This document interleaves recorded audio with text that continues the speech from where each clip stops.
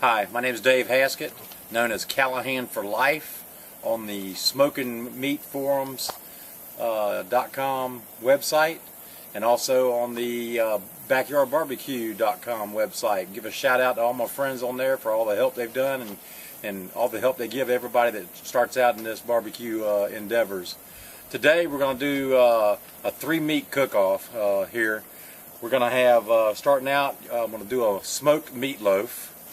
Never done one before. Matter of fact, even making meatloafs in the house, I've never put this much stuff into a meatloaf. But looking at all the different recipes, I kind of put together one that I think I'll like. And that's one of the good things about meatloaf, is you can tailor it to what you believe that you would care for in your family.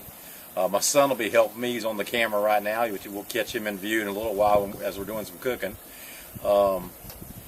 And we're going to basically try and do a step-by-step of this whole video so I can get it posted up to help others that may want to try some of this same stuff. I'm going to give you the ingredients for what we're putting in the meatloaf in the one I'm doing today. I'll give you the ingredients as we go through each piece of meat. The other 2 pieces of meat we're going to cook is one's a beef rump roast I'm going to smoke, and the other thing is I got 2 Boston butts, the short end and the fat end that I bought from Sam's. In the smoked meatloaf, we're starting out with about 2.5 pounds of ground beef, 1 pound of ground pork. Going to mix in 2 envelopes of the Lipton onion soup mix. You can use any brand, but that seems to be the one that's readily available to everybody. Same thing with any of the spices. You can just about use any kind of brand.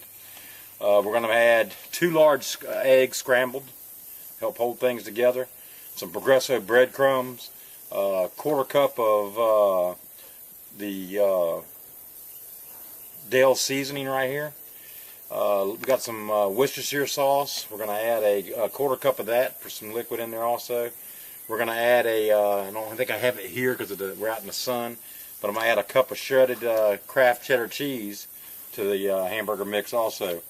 1 tablespoon of garlic powder. 1 tablespoon of a hot sauce. I'm using Louisiana today. 2 teaspoons of some type of a Creole seasoning. I'm using Tony Chachere's. 1 teaspoon of coarse ground black pepper, or freshly ground, whichever one you want to use. I usually buy the restaurant grind as much as I use, and it's never let me down as being pretty fresh. A teaspoon of paprika, a teaspoon of kosher salt, and a teaspoon of chili powder. And we're also going to add 1/4 teaspoon of ground cumin. And then I got a cup of ketchup that I put on the top. I like my meatloaf with that glazed ketchup over the top of it. Some people use barbecue sauces. I'm fine with any of them, but ketchup, I'm going to start out with ketchup and see how it works out and go from there. Okay, now I got all my spices mixed in with my meat here, and I'll pour it on top of my meat. I'm fixing to mix it all up now. And the best way to do that is use them 2 tools God gave you, as the hands. Get in there and squeeze all the stuff in and get it all mixed real good so everything incorporates really well.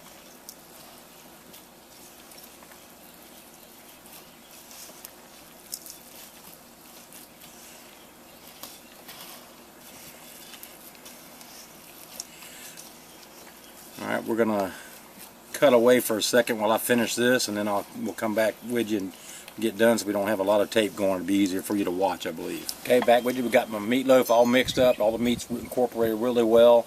Added all my seasonings, stirred it all up with my hands, and then formed it into the meatloaf like you see here. Now I've got it laying directly in a pan that I've sprayed with Pam cooking spray. I'm not going to be cooking in this pan. I'm actually going to put this meatloaf, I'm going to put it in the refrigerator, let it firm up some while I work on the other meats that I got to do today. I'm going to take this and have it laying on this wire rack. That'll make it easy to put in and out of my cooker. What you can do too is to get a big full pan, a full-size steam pan. This size cookie rack will fit down inside of it, and you can put it on that depending on what kind of cooker you have. That'll keep keep the meat out of the juices and keep the juices out of the bottom of your pit. In my case, I use a reverse flow smoker, and it has a plate down there. I don't care about the grease getting dripping down in there and steaming back up into the meat. So I'm just going to put it just on the rack and put the rack directly inside of my grill. Also, something to note that I had to do, this mixture here, the recipe I gave you was for 3 pounds of meat. Well, as you know, when you go to the grocery store, the butchers at the grocery store don't generally package the meat in 1 pound exact increments. I had one package that was 1.1 pound, the other one was 2.48. I don't know why most recipes call for 1 or 2 pounds. I don't know why they can't stop it at 2 pounds or stop it at 1 pound increments. But other than trying to make more money by making you buy more than you need, in this case, I didn't want to have a half a pound left over that I didn't know what I was going to do with, so I went ahead and threw it all in here. After I got everything mixed up, however, I realized that it was a little bit too moist, so I added about another 1/4 cup of breadcrumbs just to tighten it up a little bit, and that should hold it all together really well. Didn't change the spices any, since it's the first time cooking it. We'll see how things go and see if I needed to increase anything for 2.5 pounds of meat. But that's about where we're at. Alright, back with you. We got a beef bottom round rump roast that I picked up from Winn-Dixie. It weighs in at, let's see here, 4.5 pounds. And we're going to take this, and pretty much what I'm going to do with this, I'm going to put some kosher salt, some black pepper, and some garlic powder. That's all I'm going to do to the beef. I like the beef taste and see how that works out on the smoker. That's pretty much all I'm going to put on it. Some people like to put some steak seasoning on it too. I've done that in the past. I just want to try just the basics this time with this.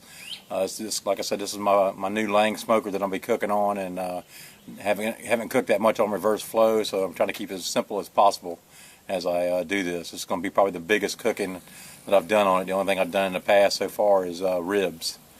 So I use my Weber a lot, but just now getting an opportunity to do a lot with the Lang. Alright, well I'm going to take care of that. I'll let you know the increments when I get done. Basically just going to coat the outside lightly with salt, pepper, and garlic powder. I'm not going to do any measuring, just kind of eyeball it to what I think my taste will be. Alrighty. Alright, now we're going to season up our pork butts, or pork shoulder actually. It's the same thing depending on what part of the country you're in. This is a complete pork shoulder, and it's been split. And like I said, they're often referred to as Boston butts. This one here bought at Sam's Wholesale, or Sam's Club as they call it nowadays. And it weighs in at 16.5 pounds total, so a little over 8 pounds for each one of them. I'm going to season them up with this Byron's butt rub. I've used it before on pork. It's real good. I know the guy's been in competitions a lot and won a lot of competitions, and then got into the spice business off of that. But it is an excellent rub, especially on thick cuts of meat. I have used it before on thin cut pork chops, and you got to go real light because it is very spicy. But on a big thick cut, it's not bad at all, and actually works pretty good, and I kind of like it. Alright, so I'm going to season these up, and then we're going to put some plastic wrap over it and stick it back in the refrigerator while I get my pit going and get all that type of stuff. Everything else is on standby after this, and until I get my pit to where I want it. We'll be cooking at about 250 degrees today on no higher than 250, probably closer to 235. And we'll be cooking on, I got some oak wood, and about the only kind of wood I've been able to get around here is oak. I haven't been able to get pecan or some of the other cherries I'd really love to get a hold of. So I went to Walmart, and I found some big chunks of mesquite and hickory. I'll probably throw some mesquite chunks in there as we go along in the cooking, just to try a little different flavor of wood in there at the same time, because I do like mesquite. Alright, and that's about it. So I'm going to cut away real quick and take care of this and go ahead and season up these roasts. Okay, we got our pork butts all seasoned up here, as you can see. Got them real liberally coated with the Byron's butt rub seasoning. We're going to put some plastic wrap over the top of this and in the refrigerator to go, and we can clean up our prep area here and get in and get our pit going, and then we'll get back with you and show you some more of that as we get the pit moving and get the stuff cooking. And we're looking for some good eats tonight. Some of the stuff I'm going to put up, and some we're going to eat tonight. Kind of decide that as we go along, which ones we're going to mess with tonight. Alright, we have our pit up to about 245 degrees right now. I've got the meatloaf, got it all covered with the ketchup like I explained earlier. We're fixing to put this on, and then I got the other roast we're going to put on there at the same time, and stick our temperature probes and everything, and basically get this cooking on and see what it takes. Alright, we have our pit up to about 245 degrees right now. I've got the meatloaf, got it all covered with the ketchup like I explained earlier. We're fixing to put this on, and then I got the other roast we're going to put on there at the same time, and stick our temperature probes and everything, and basically get this cooking on and see what it takes. Alright, here we are. We got the pit fully loaded now. As you can see, got plenty of meat in there, and we are now going to close up this pit here, and as soon as it gets up to around 225 to 230, and we'll seal it up totally. I'm still going to leave it partially open right now because to get the temperature to climb back up after loading it. And at that point, we'll be into the cook. Alright, we're pulling the beef roast off. It actually finished before the meatloaf, which is surprising. We're going to take it and we're going to wrap it with foil. Put it in a cooler and let it sit because it's going to be sliced up later for sandwiches. Corey, wait a minute. Just lay it down for a second.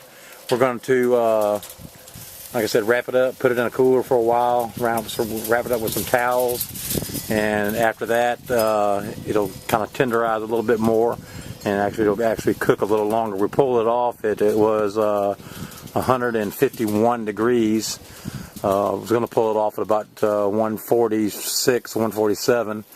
But however, we ended up, when it come time to find foil, we pulled out a 2-inch sheet out of the thing and had to run grab some foil, so it took a few minutes. Alright, we're going to get this all wrapped up and put in the cooler, and we'll go from there. Okay, we are fixing to take the meatloaf off. It finally hit 160.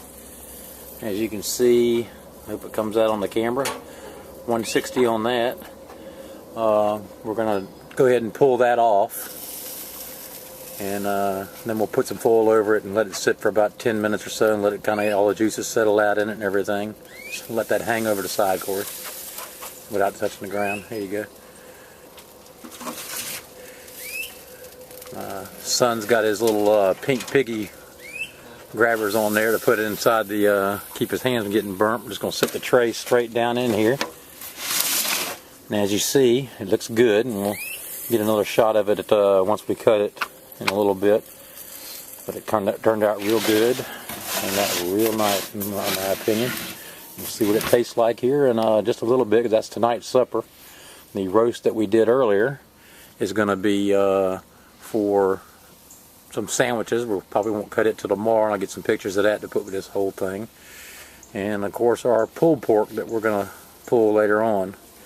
We'll put it in the cooler when they come off. They still got a little while.